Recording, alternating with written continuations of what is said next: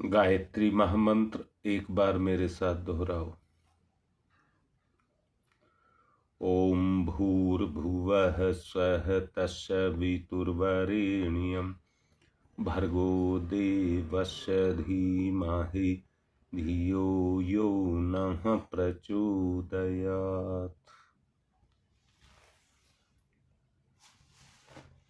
प्रकृति माता की वो सुखद प्रक्रिया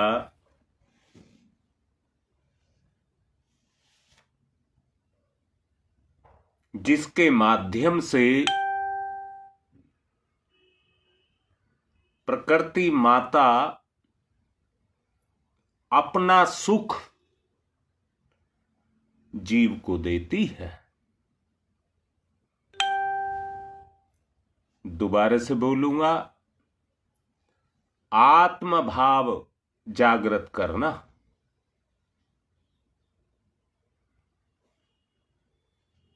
इस दुनिया में केवल इंसान के साथ ही माता पिता जुड़े हैं, परंतु जिस तरह से मनुष्य का जन्म होता है, प्रकृति माता का एक ही सिद्धांत सबके ऊपर लागू होता है। मनुष्य जीवन में क्योंकि बुद्धि विकसित हो जाती है और बुद्धि विकसित होने के कारण जो जन्म देते हैं वो आज भी अपनी संतान के साथ उसी तरह से जुड़े हुए रहते हैं। शब्दों पर ध्यान देना, वो अपनी संतानों के साथ में उसी तरह से जुड़े रहते हैं बराबर, चाहे संतान कितनी ही बड़ी क्यों ना हो जाए।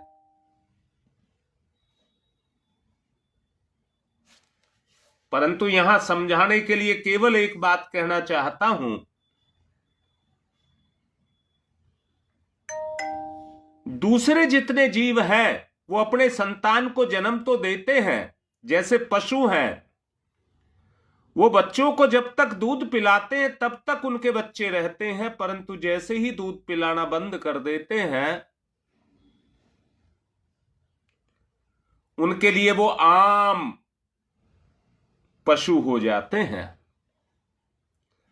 फिर उनका मातृत्व और पुत्रत्व नहीं रह जाता। वैसे तो एक बात बड़ा देखने की है, और योनियों में पितृत्व का तो लाभ मिलता ही नहीं है। अब मेरा मूल जो उद्देश्य है आपको बताने का, ईश्वर ने जहां अपनी इस सृष्टि की रचना की है और उस रचना के लिए जिम्मेदार मां के रूप में प्रकृति को जन्म दिया है। प्रकृति और परमात्मा इस सबके जिम्मेदार हैं।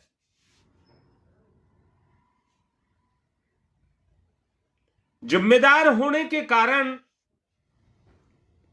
उनके संरक्षण में कोई भी जीव दुखी व्यथित होता है और अपने दुखों का रोना रोता है, तो इस प्रक्रिया में किसी का दोष नहीं है। परमात्मा का एक सहज सिद्धांत जो सबके ऊपर, यहां के प्रकृति के ऊपर भी लागू होता है, वो केवल एक ही है। इस जीव के अंदर परमात्मा कहता है मेरा अंश छुपा हुआ है।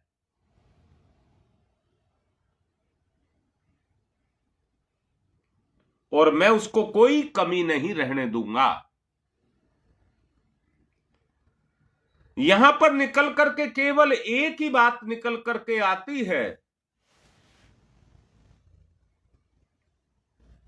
जीव की अपनी अज्ञानता, जीव की अपनी अज्ञानता ही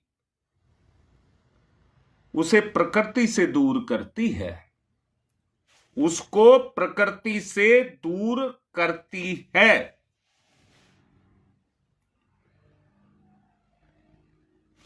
जितना ज्ञान पैदा होगा वो उसे प्रकृति के पोषण के द्वारा, प्रकृति के पोषण के द्वारा आत्म भाव की तरफ लेकर के जाएगा।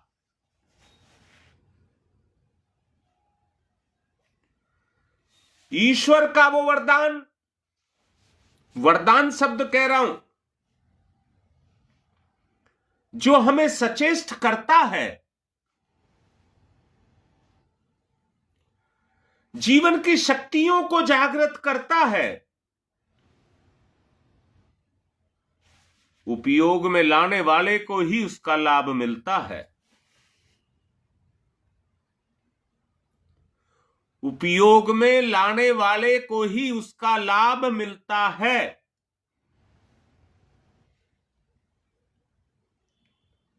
वही हमारे उज्जवल सुखद भविष्य का निर्माण करती है, मां के रूप में। बताओ, जितनी माताएं सुन रही हैं, तुम्हारे अंदर उस प्रकृति रूपी माता का तुम्हारी प्रकृति में संचरण हुआ था या नहीं हुआ था? उस संचरण के माध्यम से ही मां के प्राकृतिक गुण आपके अंदर जगे, और उन प्राकृतिक गुणों के कारण ही, उस ममता के कारण आज भी आप मां हैं। और ये ऐसा वरदान है जो प्रकृति माता ने आपको दिया है। जब तक आप इस शरीर में हैं, ये वरदान आपके ऊपर काम करता रहेगा। पिता पर पितृत्व, माता पर मातृत्व के रूप में ये काम करता रहेगा। प्रकृति एक है, उस एक ने ही दो रूप में तोड़ा है। क्यों तोड़ा है? लगाव, प्रेम के लिए, लगाव के लिए, प्रेम के लिए दो रूप में तोड़ा है।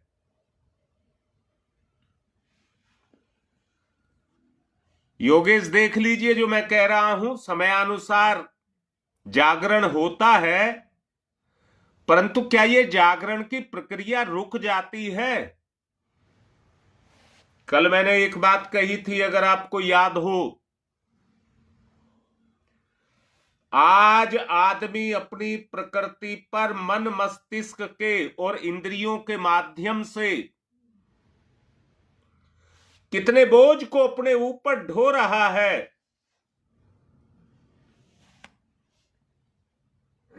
कितने बोझ को अपने ऊपर ढो रहा है, जिसका कोई मतलब नहीं है।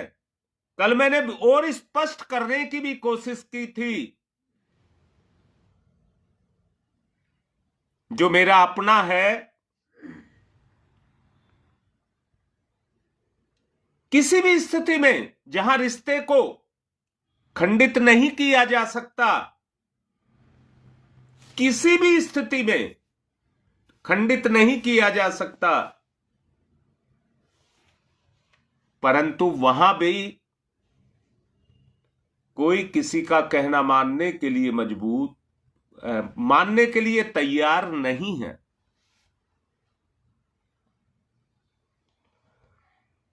कोई किसी की बात को समझने के लिए तैयार नहीं है। है क्या? अपना अहंकार काम कर रहा है, अपना अहम भाव काम कर रहा है।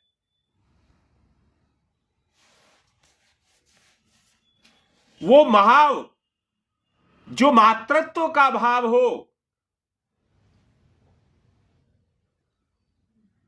वो भाव जो मातृत्व का भाव हो, अपनेपन का भाव हो, एकता का, समन्वय का, समर्पण का, विलय का भाव हो। जरा जो शब्द बोले हैं जरा सोच करके देखिए। अगर उस भाव का जागरण हो जाए तो चेतना पर प्रकृति का जो प्रभाव है या प्रकृति पर चेतना का जो प्रभाव है वो जागृत हो जाए।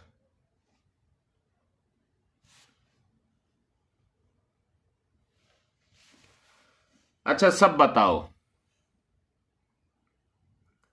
सुख को हम प्यार करते हैं कि नहीं करते हैं? सुख को हम प्यार करते हैं कि नहीं करते हैं? परंतु क्या वो असली प्यार है?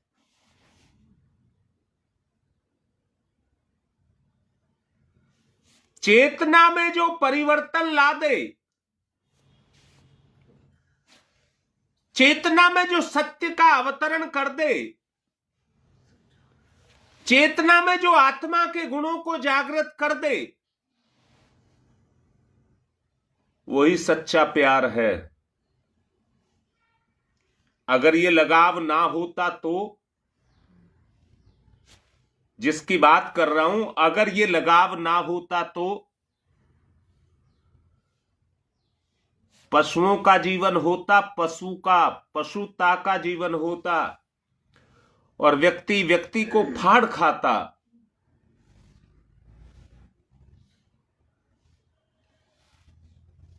दुख में सब रोते हैं, सुख से सब प्यार करते हैं, दुख में सब रोते हैं।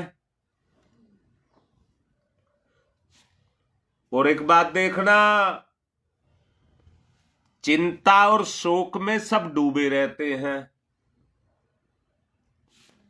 चिंता और शोक में सब डूबे रहते हैं। ललिता बिल्कुल ठीक कह रही है। जब तक प्रकृति पर चेतना का प्रभाव नहीं जाएगा तो भाव कहां से आएगा? प्रकृति पर, प्रकृति को जागृत चेतना ही करेगी।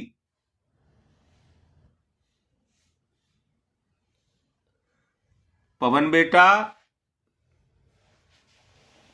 अगर सच्चाई से, गहनता से, सघनता के साथ अगर अपने आप को, अपनी जांच की जाए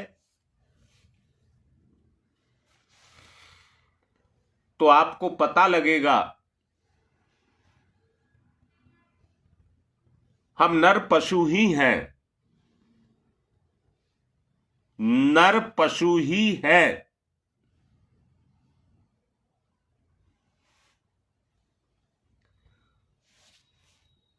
अच्छा, एक बात को देखिए, नहीं बेटा, अविश्वास नहीं, अज्ञानता दुख का कारण है। अज्ञानता दुख का कारण है। जैसे जैसे ज्ञान होगा वैसे ही विश्वास जगेगा। विश्वास से श्रद्धा जगेगी, श्रद्धा से समर्पण आएगा।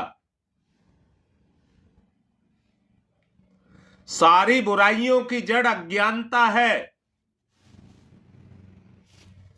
अच्छा, मैं एक बात कह रहा था अभी, आप अपने दृष्टिकोण को देखें, कुछ ना देखें, अपने आप को देखें और अपने दृष्टिकोण को देखें।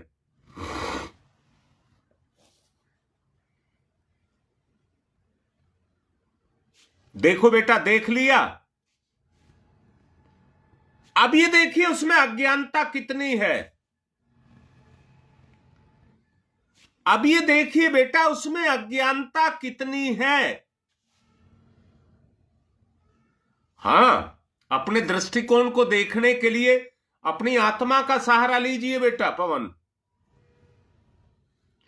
अपनी अंतर आत्मा का सहारा लीजिए और फिर अपनी दृष्टि को देखिए।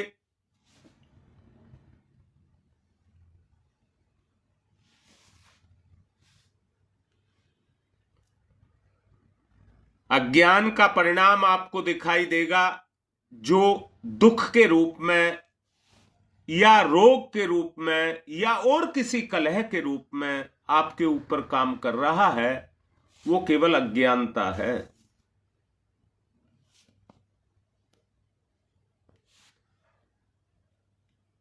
सुख की तरह से सुख में जीवन जीना, उसी की तरह से दुख में भी जीवन जीना है। सुख और दुख दोनों जीवन के अभिन्न पहलू हैं। दोनों जीवन के अभिन्न पहलू हैं। और एक बात यहां और साफ साफ कर रहा हूं, जिसको हम सुख कह रहे हैं वो इंद्रिय सुख है, जिसको दुख कह रहे हैं वो भी इंद्रिय दुख है।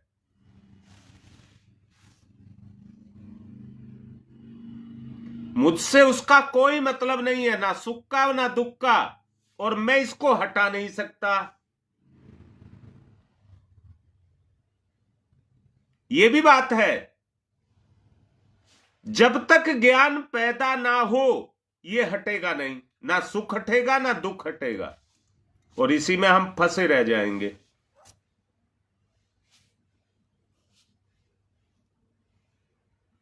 और यहां एक बात भी कह रहा हूं,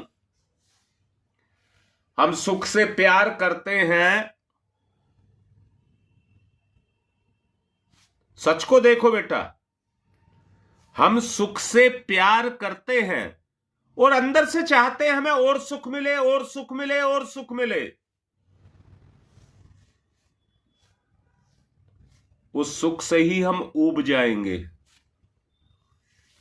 सुख को पाते पाते ही हम ऊब जाएंगे। सुख को मानिए मिठाई और दुख को मानिए नमकीन।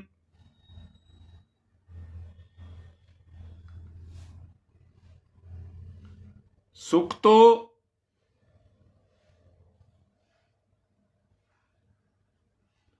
निरंतर नहीं भोगा जा सकता।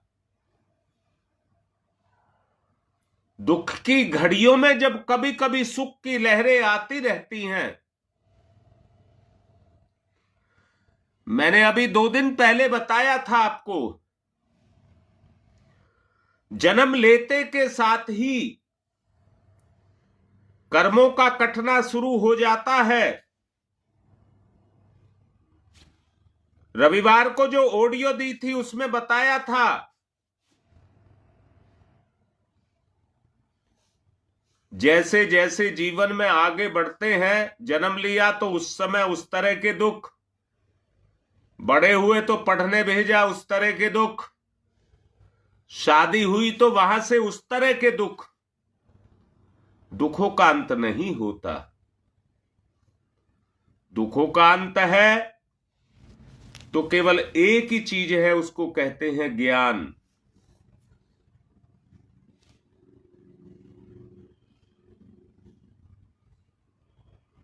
जितना हम गहनता के साथ, अभी जैसा पवन में बोल रहा था कि अपने दृष्टिकोण की तुलना करके देखिए,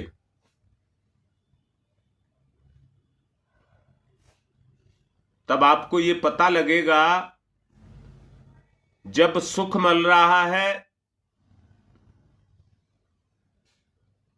अगर दिन निकला हुआ है, उस समय आदमी कर्म में लगा रहता है, काम के बोझ को उठाता है। रात होती है तो सोने के लिए चला जाता है, परंतु दिन निकलने की एक आशा मन में लगी रहती है।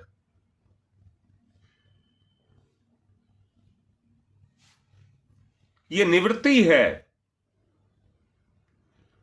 उस समय से उस दिन की निवृत्ति है। और योगेश जो लिख रहे हो, ये निवारण है। निवारण किसका? कर्मों का। अगर दिन ही दिन रहे जाते तो दिन का महत्व तो नहीं रह जाता, और रात ही रात रहे जाती तो रात का महत्व तो नहीं रहता।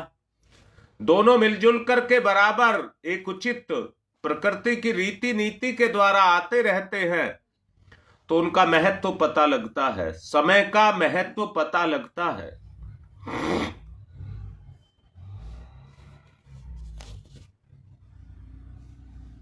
जिस तरह से दिन रात सुख दुख पहलू हैं, उसी तरह से जीवन में उत्थान और पतन भी जीवन के दो पहलू हैं। आवश्यकता इस बात की है कि हम आने वाले समय का स्वागत करें, जो वो लेकर के आ रहा है। अगली घड़ी जो कुछ भी लेकर के आ रही है, हम उसका स्वागत करें, चाहे दुख ला रही है चाहे सुख ला रही है, लिप्त ना हो।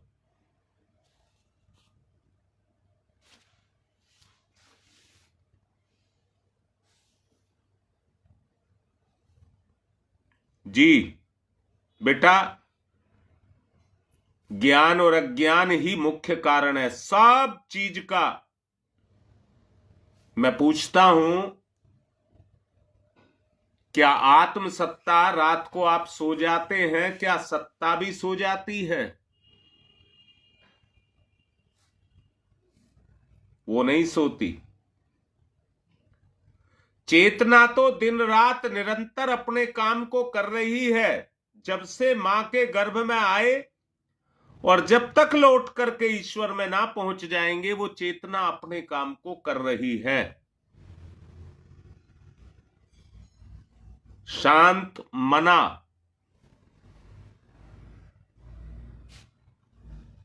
अंदर से शांत मना, स्थिर चित्त, दृढ़ संकल्प,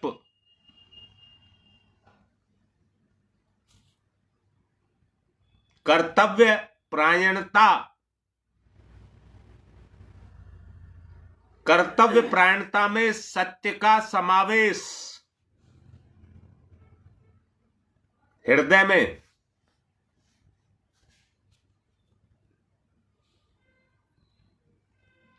सारस्वत मूल्यों का जागरण, जीवन की गति, चेतना की गति,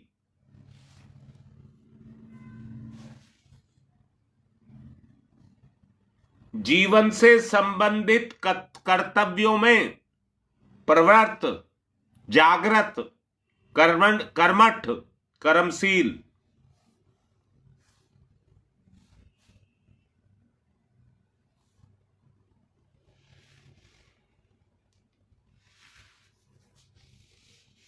अपने आप को बनाना है।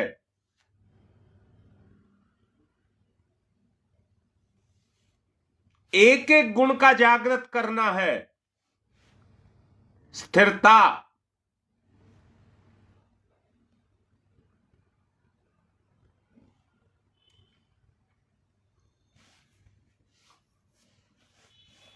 शालीनता आचरण में, कोई चालाकी नहीं, कोई अहंकार नहीं,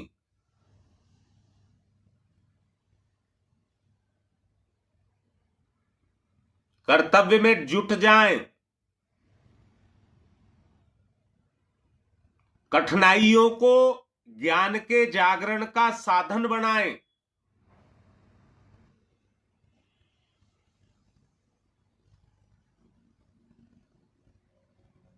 अपनी हिम्मत को जुटाएं।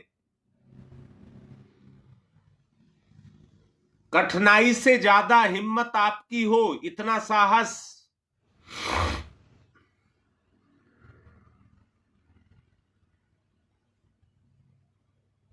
कर्तव्य परायणता, कर्म में रुचि,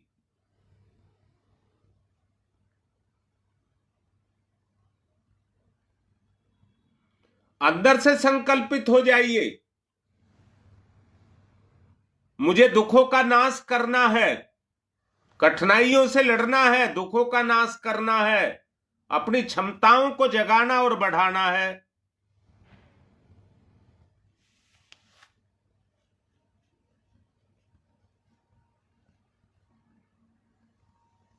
अपनी चेतना को गति दीजिए। सचमुच जानना, अज्ञानता की परत हमें जकड़े बैठी रहती है, गति नहीं होने देती। चेतना की गति, चेतना की गति।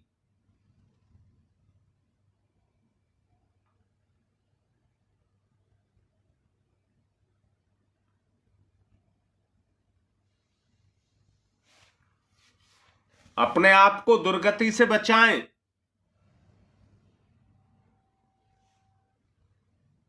चेतना की तरफ गति, प्रकृति में परिवर्तन, अपनी प्रकृति में परिवर्तन।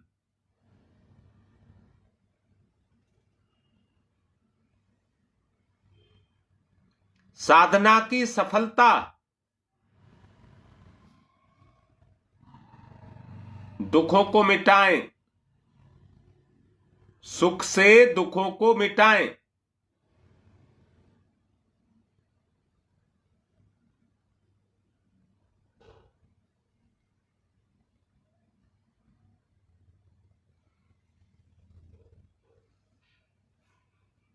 गति,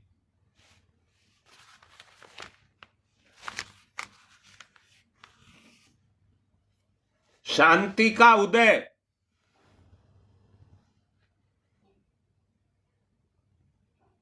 अंतर्मन स्वच्छ,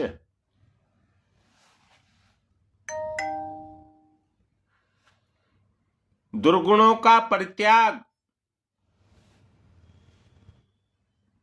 अंतर का विकास, अंतस का विकास।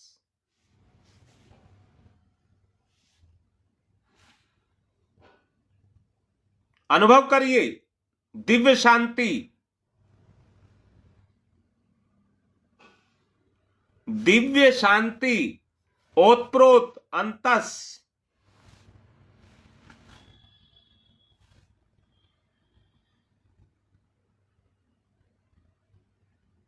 अंतस प्रफुल्लित, आलोकित, अज्ञानता का समन, अंतस सदा प्रफुल्लित, प्रमुदित, आलोकित।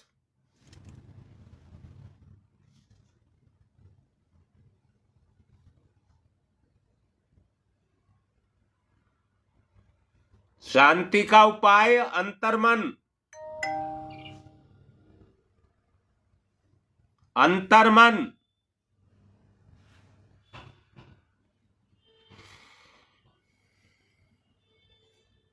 अंतर्मन इतना स्वच्छ कि हृदय की प्यास बुझ जाए। अंतर्मन इतना स्वच्छ, प्रकृति इतनी स्वच्छ कि मलिनता का कोई नाम ना रह जाए।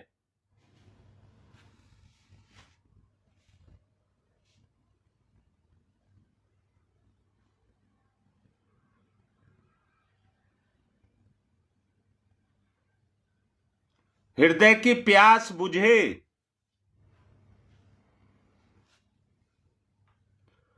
मन को एक तत्वदर्शी और समता परायण बनाया जाए। मन को समता परायण बनाने का प्रयास, अंतस का जागरण,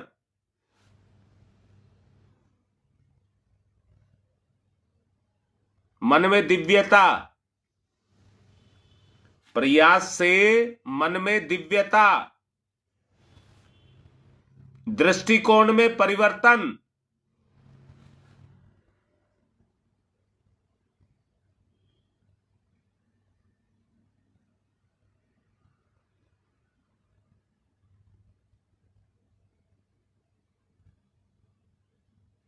परिवर्तन,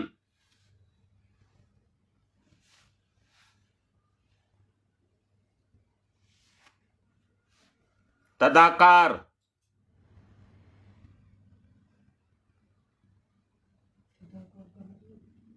एकात्मकता, तदाकार, एक दूसरे में समता का भाव, तदाकार। विचार करिए, परिस्थिति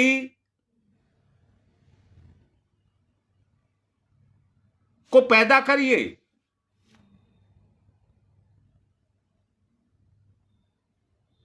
घटना को घटित करिए,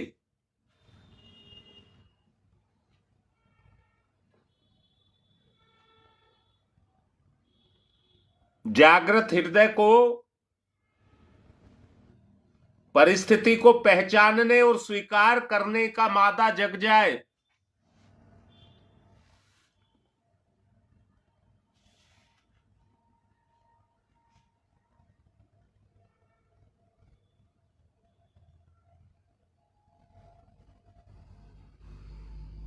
उजागर करिए, श्रेष्ठता और शांति को प्राप्त करिए,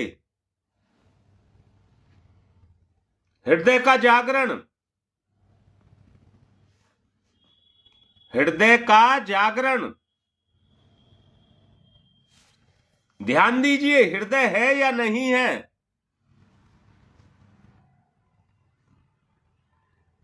हृदय है या नहीं है तो उसकी क्रियाशीलता,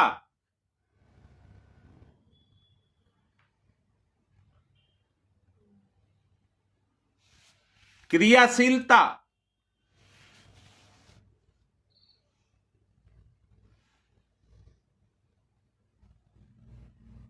साथ साथ चलें। हृदय के क्षेत्र में आगे बढ़े और साथ साथ चलें। हृदय की सक्रियता,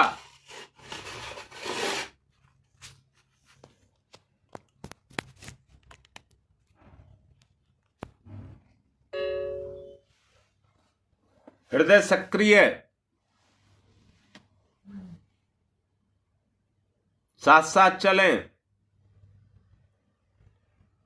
ओम भूर्भुवः स्वः तत्सवितुर्वरेण्यं भर्गो देवस्य धीमहि धियो यो नः प्रचोदयात्। ओम भूर्भुवः स्वः तत्सवितुर्वरेण्यं भर्गो देवस्य धीमहि धियो यो नः प्रचोदयात्। ओम भूर्भुवः स्वः तत्सवितुर्वरेण्यं भर्गो देवस्य धीमहि धियो यो नः प्रचोदयात्। ओम भूर्भुवः स्वः तत्सवितुर्वरेण्यं भर्गो देवस्य धीमहि धियो यो नः प्रचोदयात्। ॐ भूर्भुवः स्वः तत्सवितुर्वरेण्यं भर्गो देवस्य धीमहि धियो यो नः प्रचोदयात्। ॐ भूर्भुवः स्वः तत्सवितुर्वरेण्यं भर्गो देवस्य धीमहि धियो यो नः प्रचोदयात्। रग रग में, नस नस में तेज। ॐ भूर्भुवः स्वः तत्सवितुर्वरेण्यं भर्गो देवस्य धीमहि धियो यो नः प्रचोदयात्। ॐ भूर्भुवः स्वः तत्सवितुर्वरेण्यं भर्गो देवस्य धीमहि धियो यो नः प्रचोदयात्। ॐ भूर्भुवः स्वः तत्सवितुर्वरेण्यं भर्गो देवस्य धीमहि धियो यो नः प्रचोदयात्। ॐ भूर्भुवः स्वः तत्सवितुर्वरेण्यं भर्गो देवस्य धीमहि धियो यो नः प्रचोदयात्। ॐ भूर्भुवः स्वः तत्सवितुर्वरेण्यं भर्गो देवस्य धीमहि धियो यो नः प्रचोदयात्। महसूस करिए, चेतना सतत मेरे ऊपर निरंतर अपने कार्य को कर रही है। मेरी प्रकृति पर उसका आलोक छाया हुआ है, जो मुझे निरंतर आलोकित, प्रफुल्लित कर रहा है। ॐ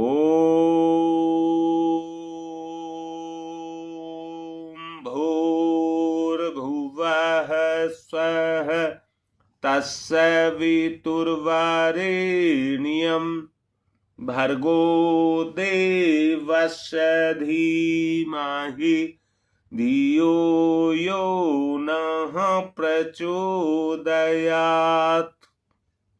चेतना उसी रूप में आपके ऊपर काम कर रही है जिस रूप में आप उसको महसूस कर रहे हैं। ओम तमसो मा ज्योतिर्गमय। ओम तमसो मा ज्योतिर्गमय।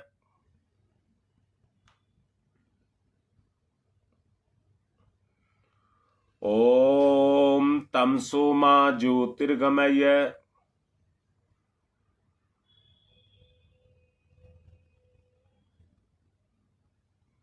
असतो मा सद्गमय। असतो मा सद्गमय। असतो मा सद्गमय। मृत्योर्मामृतं गमय। मृत्योर्मामृतं गमयः। मृत्योर्मामृतं गमयः। तमसो मा तमसो मा तमसो मा ज्योतिर्गमय ज्योतिर्गमय ज्योतिर्गमय। असतो मा अस्तो मा अस्तो मा सद्गमय सद्गमय सद्गमय। मृत्योर्मा मृत्योर्मा मृत्योर्मा अमृतं गमय अमृतं गमय अमृतं गमय। दोनों हाथ रगड़िए, मुख पर फिराइए।